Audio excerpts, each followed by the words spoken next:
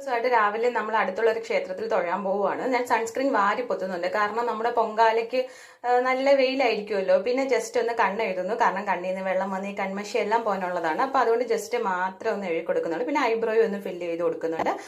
അത് കഴിഞ്ഞ് നമ്മൾ ഏകക്കുട്ടി അവിടെ പിണങ്ങി വന്ന് ഇരിപ്പുണ്ട്. അപ്പൊ ഇനി അവളെയും കൂടി ഒന്ന് റെഡിയാക്കണം. അവൾക്ക് അവളെ നമ്മൾ നെവർ മൈൻഡ് എന്ന് കാണിച്ചാൽ അവൾക്ക് ഭയങ്കര ബുദ്ധിമുട്ടാണ്. അവള് പിന്നെ ഇങ്ങനെ മുഖം വീർപ്പിച്ചിരിക്കും. അങ്ങനെ ഏകുട്ടിയും പെട്ടെന്ന് ഒന്ന് റെഡിയായി കൊടുക്കുന്നു. ഒന്നുമില്ല, ഒന്ന് ജസ്റ്റ് ഒന്ന് സാധാ ഒരു പൗഡർ ഇട്ട് ഒന്ന് കണ്ണെഴുതി കൊടുക്കുന്നു, അത്രയേ ഉള്ളൂ.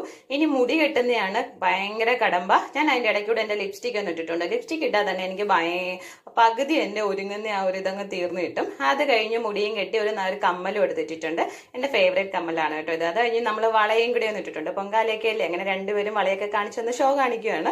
അത് കഴിഞ്ഞ് ഏക്കുട്ടിയുടെ മുടിയൊക്കെ ഒന്ന് സെറ്റ് ചെയ്ത് കൊടുത്ത് ഏക്കുട്ടിക്ക് ഒരു മാല കൊടുത്തിട്ടുണ്ട്. ഈ മാല ഏക്കുട്ടിയുടെ ഫേവറേറ്റ് മാലയാണ്. അപ്പൊ അതൊക്കെ ഇട്ട് നേരെ